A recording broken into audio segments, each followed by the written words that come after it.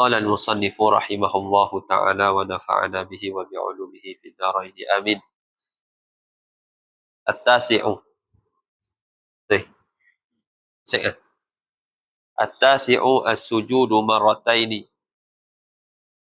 العاشر الطمأنينة فيه. الحادي عشر الجلوس بين السجدتين.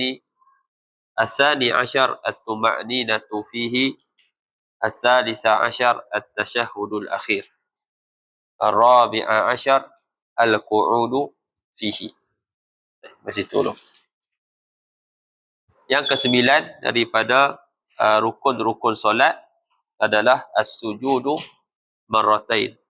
Maksudnya sujud sebanyak dua kali. Jadi sujud dua kali itu kira satu je lah. Kira satu rukun. Sebab sama sujud. Cuma dilakukan sebanyak dua kali.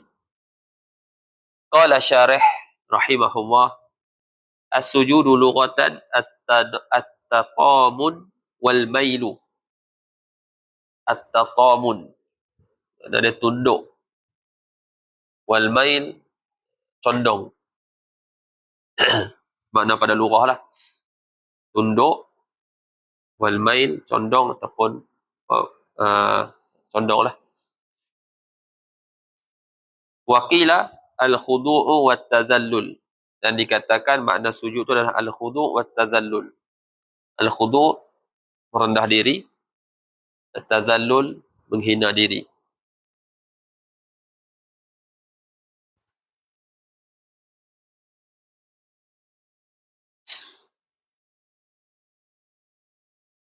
Jadi pada lughah diguna pakai dengan makna-makna yang disebut ni. Adapun pada syarah, wa syar'an mubasyaratu jabhatil musalli ma yusalli alaihi min ardin aw ghairiha.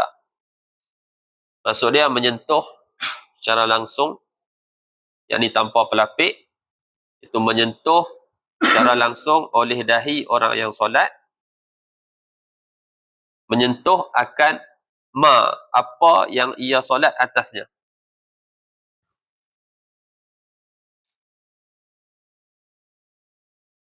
Dia sentuh dahi orang yang solat, sentuh akan apa yang ia solat atasnya. Apa dia tu yang dia solat atas dia tu? Min lil bayan. Min nak terangkan apa yang dimaksudkan dengan ma. Min ardin aw ghairiha, daripada bumi ataupun selainnya. Kalau dia solat tak ada apa-apa pelapik, solat atas tanah, maka dia sujud, dahi dia tu sentuh, akan menyentuh tanah secara langsung. Maksud secara langsung tiada ada pelapik antara dahi dia dan juga tanah tu, tempat sujud tu lah kan. Kalau dia tempat sujud dia tu dia solat di atas tikar, dia sujud atas tikar tu lah. Dia solat atas sejadah lah. Tak? Tu maksud dia ma yusalli alaihi min ardin aw ghairiha. Jadi sujud merujuk kepada menyentuh dahi. Menyentuh dahi di tempat solat. Itu salah satu makna sujud. Kaza arrafahul aktsarun. Beginilah apa ni yang telah ditakrifkan oleh kebanyakan ulama. Wa alaihi wa ala hadha at-ta'rif, yani berdasarkan takrif ini, fa wada'u baqiyatil a'dha'i syartun lahu. Berdasarkan takrif ini, meletakkan baki-baki anggota sujud merupakan syarat bagi sujud. Yang ni dia kata sujud dia apa dia maksud dia? Sujud dia kata sentuh dahi. Kan, sentuh dahi. Ada kata sujud sentuh dahi, sentuh tangan, sentuh dua tangan, lutut, tak ada kan? Jadi kat sini sujud merujuk kepada sentuh dahi di atas tempat sujud. Mengikut takrif ni lah. Jadi berdasarkan takrif ni, meletakkan anggota-anggota yang lain, kan anggota sujud ada 7. Dahi, kan? Lepas tu 2 tapak tangan ni. Kemudian 2 lutut. Lepas tu batin jari. batin jari kaki. Jadi ada 7 anggota. Jadi kalau kita tengok pada takrif yang pertama, sujud merujuk kepada letak dahi. Jadi anggota-anggota yang lain tu, letakkan anggota yang lain, itu jadi syarat. Dia sebut, dia kata berdasarkan takrif ini, fawada'u baqiyatil a'dha'i syartun lahu. Meletakkan baki anggota-anggota sujud tu merupakan syarat bagi sah sujud. Okay. Waqilah, yang ini menurut satu pandangan yang lain. Qila ini dikatakan menurut satu pandangan yang lain. Menurut satu lagi takrif sujud, inna sujuda wada'u jami'il a'dha'is sab'ah. Kata bahwasanya sujud itu adalah meletakkan kesemua anggota yang 7. Itu sujud. Jadi ada 2 takrif lah kat sini. Satu takrif kata sujud tu letak dahi, sentuh dahi di tempat sujud. Okey. Satu lagi takrif, sujud tu adalah meletakkan ataupun menghantarkan ke-7 anggota sujud ke tempat sujud. Boleh faham? Berdasarkan kedua-dua takrif ni, 7 anggota tu tetap kena ni lah, kena diletakkan. Faham tak? Sentuh. Okey, tempat sentuh di bumi lah, tempat yang dia solat tu. Cuma beza dia, takrif yang pertama, selain daripada dahi tu, kan, dia jadi syarat lah, meletakkan anggota-anggota selain daripada dahi itu merupakan syarat untuk sah sujud. Adapun takrif yang kedua, meletakkan selain daripada dahi itu, kan, meletakkan kesemua ke-7 anggota tu, itulah sujud. Ni faham tak perbezaan antara 2 takrif tu? Okey. Jadi takrif pertama dia hanya letak dahi saja. Itu dah dipanggil sujud dah. Cuma sah tak sah tu tengok baki anggota letak ke tak. Faham? Tapi kalau takrif yang kedua, nak dipanggil sujud tu kena letak semua ke-7 anggota tu baru dipanggil sujud. Tu beza dia. Takrif yang pertama letak dahi tu dah panggil sujud dah. Cuma sah tak sah tu kena tengok anggota-anggota yang lain. Okey?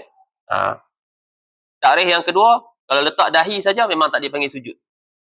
Sebab nak dipanggil sujud tu kena letak ke-7 anggota. Tapi berdasarkan kedua-dua takrif ni, semua anggota tu tetap kita kena letaklah, kan? Al-makna wal makna anna tasi'a min arkani salah as-sujudu marratain fi kulli rak'ah wa lis-sujudi syurutun satati. Makna dia, maksudnya yang ke-9 daripada rukun-rukun solat, sujud sebanyak 2 kali pada tiap-tiap rakaat. Dan bagi sujud itu beberapa syarat yang akan datang. Nanti dia akan datang, dia akan sebutkan syarat-syarat sujud. Ini syarat-syarat sah sujud. Tak cukup syarat, tak sah sujud.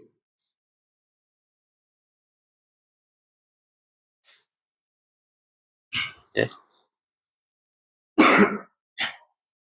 Al-ashiru at-tuma'ninatu fihi. Rukun yang ke-10, tuma'ninah padanya pada sujud. Al-makna anna al-ashira min arkanis salah at-tuma'ninatu fi sujud. Yang ke-10 daripada rukun-rukun solat adalah tuma'ninah pada sujud, bihaisu yanfasilu huwiyuhu ila kulli sajdatin an raf'ihi minha. Sekira-kira terpisah turun dia kepada setiap kali sujud, ada baku pemisahan lah, kan, antara turun untuk sujud dengan bangkit dia daripada sujud. Boleh faham? Jadi bila orang tu daripada iktidal, dia akan turun sujud kali pertama. Okey. Lepas tu sebelum dia angkat bangkit daripada sujud tu, mesti dia kena ada tuma'ninah. Tuma'ninah tu dia jadi macam pemisah lah. Faham tak? Antara dia sujud dan juga bangkit daripada sujud. Daripada turun sujud dan bangkit daripada sujud. Dia kata ni kira-kira terpisah turunnya seseorang tu kepada setiap sujud daripada bangkitnya daripada sujud. Al-hadi asyar al-julusu baina sajdatain. Rukun yang ke-11 duduk di antara dua sujud. Al-makna anna al-hadi asyara min arkanis salah al-julusu baina sajdataini. Yang ke-11 daripada rukun-rukun solat, duduk di antara dua sujud. Apa syarat dia? Wa syartuhu alla yaqsida birraf'i ghairahu. Syarat dia, dia tidak qasad dengan angkat kepala tu untuk duduk antara dua sujud tu. Ini dia tak qasad dengan bangkit daripada sujud tu, dia tak qasad selain daripada duduk antara dua sujud. Kan dia tengah sujud, kan? Dia nak angkat kepala untuk duduk antara dua sujud tu, mestilah dia qasad untuk duduk antara dua sujud. Kalau tak ada qasad tersebut, maka tak sah. Kan? Tengah duduk sujud, terkejut ada binatang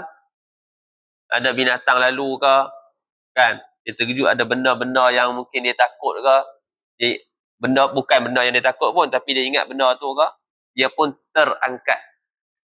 Tak? Dia terangkat. Ataupun ada orang tolak dia ke, jadi dia terangkat daripada sujud tu. Jadi tak boleh dia kata alang-alang dah terangkat ni, aku terus duduk je lah. Tak boleh. Sebab tadi terangkat, dia bangun daripada sujud tu bukan niat untuk duduk antara dua sujud. Dia mesti ada qasad duduk antara dua sujud. Itu syarat yang pertama. Syarat yang kedua, wa alla yutawwilahu ala dzikril masyru'i fihi. Syarat yang kedua, dia tidak memanjangkannya, tidak memanjangkan duduk antara dua sujud, tidak memanjangkan melebihi melebihi atas zikir yang dituntut padanya, melebihi sampai kadar aqall litasyahud, qadra aqall litasyahud. Apa yang dituntut baca? Rabbi ighfirli warhamni wajburni warfa'ni warzuqni wahdini wa'afini. Wa'fu anni itu adalah ziyadah. Okey? Dalam riwayat tak ada. Okey? Itu tak salah ada dalam Bidayatul Hidayah. Tak disebut oleh Imam Ghazali. Boleh ya nak sebut, tak ada masalah. Tapi yang warid sampai hak sebelum tu lah, sebelum wa'fu anni tu. Wahdini wa'afini, sampai situ. Okey. Kemudian dia lebihkan lagi, kan, dah itu hak zikir masyru', dia lebihkan lagi, dia panjangkan lagi. Panjangkan tu sampai kadar sekurang-kurang tasyahud. Apa dia sekurang-kurang tasyahud? At-tahiyyatu lillah, salamun alaika ayyuhan nabi wa rahmatullahi wa barakatuh, salamun alaina wa ala ibadillahi salihin. Itu sekurang-kurang tasyahud. Dia panjangkan, dah lebih daripada zikir masyru' tu, dia panjangkan sampai kepada qadar sekurang-kurang tasyahud. Batal solat dia kalau dia sengaja. Tapi kalau tak lebih daripada kadar tu, lepas sampai zikir masyru' tu, dia tambah sikit lagi, tapi tak lebih daripada kadar sekurang-kurang tasyahud, maka tak ada masalah, tak batal lah.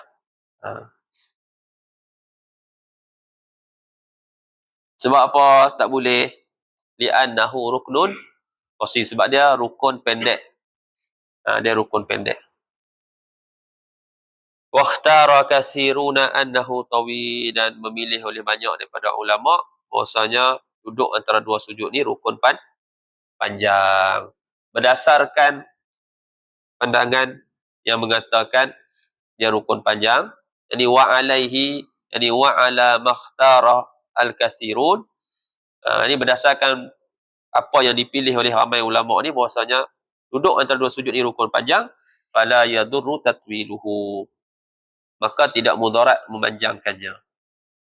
Menurut pandangan yang kata rukun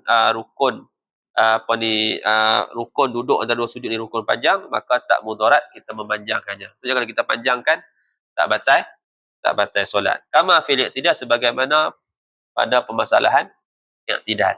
Kita bincang hari itu. Okay. Asani asyar, rukun yang ke-12, at-tuma'ninatu fihi. Penjelasannya sama macam sebelum ni lah, kan? Maksudnya ada tuma'ninah, ada penceraian antara bangkit daripada sujud yang pertama,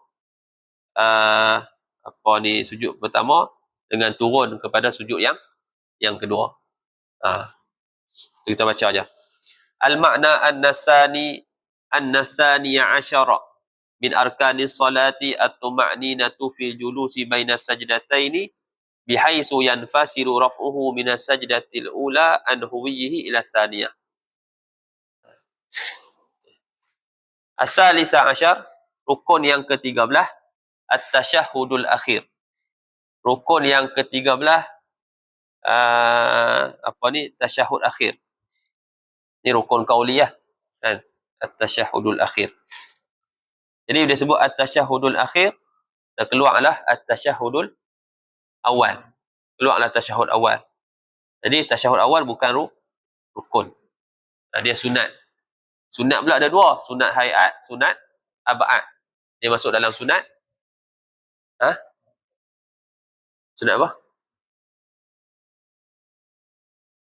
Sunat hayat. Sunat apa? Sunat ab'ad. Tasyahud awal.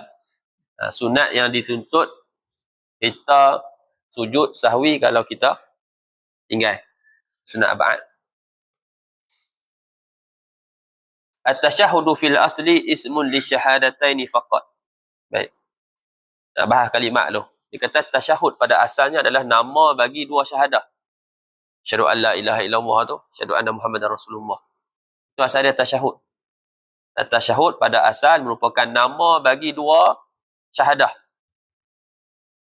Tasyahud tu merujuk pada nama bagi dua syahadah tu sahaja. Faqat. Summa utliqa ala tasyahhudil ma'ruf. Kemudian digunakan merujuk kepada tasyahud yang ma'ruf. At-tahiyyatu lillah, at-tahiyyatul mubarakatuh salawat, at-tahiyyat, sudah lupa dah. At-tahiyyatul mubarakatuh salawatut thayyibatu lillah. Wasara.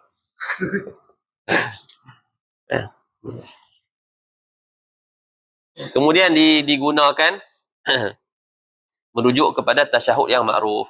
Itulah kita tasyahud yang kita duk baca tu. Sampai asyhadu an la ilaha illallah wa anna Muhammadar Rasulullah. Diguna pakai merujuk kepada tasyahud yang ma'ruf lishtimali alaiha, kerana mengandunginya tasyahud yang ma'ruf tu ke atas kedua-duanya, atas dua syahadah tu. Sebab tasyahud yang ma'ruf ni dalam tu ada dua ada syahadatain tak? Ada. Maka disebut semua tu sebagai tasyahud. Kalau dalam balaghah kita panggil apa? Min itlaqi wa min itlaqil juz'i wa iradatil kull. Kan? Sebut juzuk tapi maksud dia semua. Kan? Macam sebut apa batang tengkok merujuk kepada hamba. Jadi batang tengkok merupakan sebahagian daripada hamba. Sebut sebahagian tapi maksud dia semua. Kan? Macam inilah sebut sebahagian, iaitu tasyahud yang asal dia merujuk kepada dua kalimah syahadah tu je, tapi merujuk kepada tasyahud yang ma'ruf tu semua sekali. Min itlaqil juz'i wa iradatil kull. Dalam balaghah lah, majaz. Ada juga min itlaqil kull wa iradatil juz'i. Sebut semua tapi yang dikehendaki sebahagian. Contoh dalam Quran, yaj'aluna asabi'ahum fi adhanihim. Kan? Mereka tak mau dengar ayat-ayat Allah Ta'ala ni. Kan? Mereka jadikan jari-jari mereka dalam telinga. Ada orang masuk jenis jari. Ada 3 ruas ni. Tak? Ada orang masukkan 3 jari semua. Apa ni 3 jari pula? 3 ruas semua dalam telinga. Tak, boleh masuk pun setakat 1 ruas. 1 ruas setengah. Dan dia tak masuk sampai dalam kan. Jadi sebut kul, sebut semua, tapi maksudnya sebahagian. Mana? Tapi ada balaghah lah nak bagi tahu tak mau dengarnya depa pada nasihat tu. Tak mau dengarnya depa pada ayat-ayat Allah Taala tu. Seolah-olah depa masuk ke semua jari. Kan?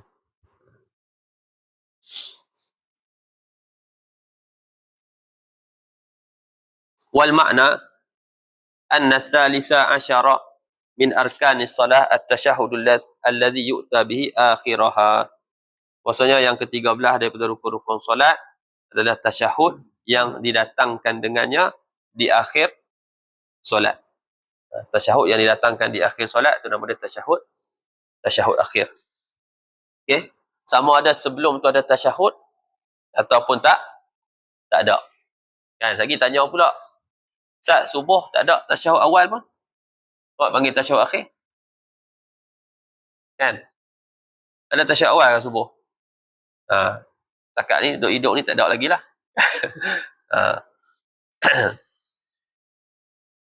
Jadi apa ni tasyahud akhir ni, tasyahud yang didatangkan di akhir solat. Sama ada sebelumnya ada tasyahud ataupun tidak. Wa sayu'lam mimma ya'ti, akan diketahui daripada apa yang akan datang nanti. Kita akan terangkan nanti. Wa yushtaratu an yakuna bil arabiyyah, dan disyaratkan tasyahud tu dengan bahasa Arab. Yushtaratu an yakuna tasyahudu bil arabiyyati. Ustaz, saya tak tahu bahasa Arab. Kan? Ataupun kawan saya ni baru masuk Islam, tak tahu bahasa Arab. Macam mana? Fa in ajaza tarjama anil ma'suri faqat. Maka jika lemah ia daripada baca tasyahud dengan bahasa Arab, tarjama, dia terjemahkan. Tapi nak terjemahkan tu, tarjama anil ma'suri faqat, dia terjemahkan apa yang warid sahaja. Apa yang warid dalam hadis kan tentang lafaz tasyahud, terjemah tu. Okey? Ada tambahan-tambahan ke? Tak ada. Warid sahaja. Wa yusannu tartibuhu, dan disunatkan tertib. Apa ni, ikut susunan tu lah kita duk baca tu.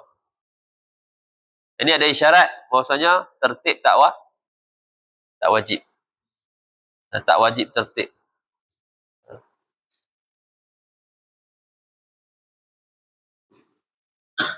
Kecuali dia kata illa in akhalla tarkuhu bil makna fayadur. Kecuali sekiranya meninggalkan tertib itu merosakkan makna.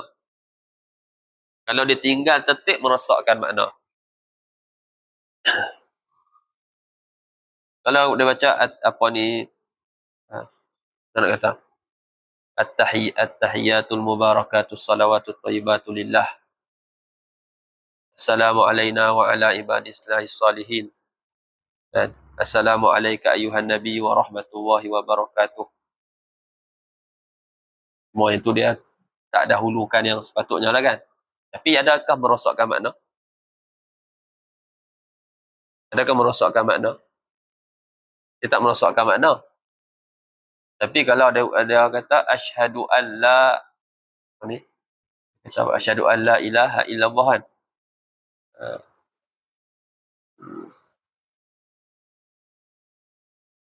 Asyhadu illa, nanti dia ubah ayah pula nak ni, asyhadu an la ilaha illallah, asyhadu illallahu ilah, contoh. Asyhadu an la ilaha, asyhadu illallahu la ilah, contoh yang disebut itu dia tak ada tertib kan. Jadi yang tu tak ada, tinggalkan tertib tu merosakkan makna. Jadi waktu tu Rasulullah Sayyidina Muhammad kena ni lah taklih yang tu. Kalau meninggalkan tertib itu merosakkan makna, maka dia bagi mudarat, batal solat. fayaduru, maka mudarat ia. Mudaratlah tak tertib tu. Fatabtulu bihi solat, dan batal dengannya dengan sebabnya as-solah. Tapi kalau tak merosakkan makna, tak apa. Baik, itu masalah tertib. Tertib tak wajib. Okey. Jadi sunat tertib lah. Kita baca macam mana yang kita duk baca tu. Terus lah pergi tukar. Kan? Macam tak tertib dia pergi tukar. Kan? Itu tak cerdik. Nama dia. Kan? Itu bukan belajar. Makin cerdik. Itu baik dia baik tak mengaji dah. Tapi tak boleh kat rukun kan. Tahu kata rukun dah.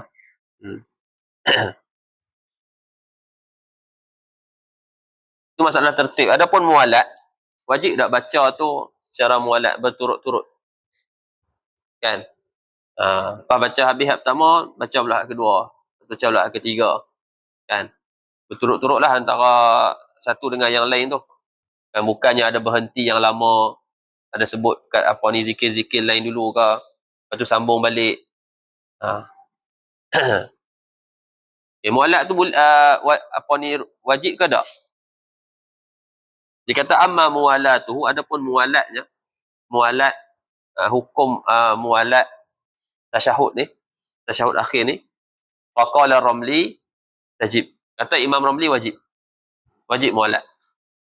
At-tahiyatul mubarakatus salawatut thayyibatu lillah. Kena bacalah lepas tu. Assalamualaikum ayuhan nabi wa rahmatullahi wa barakatuh.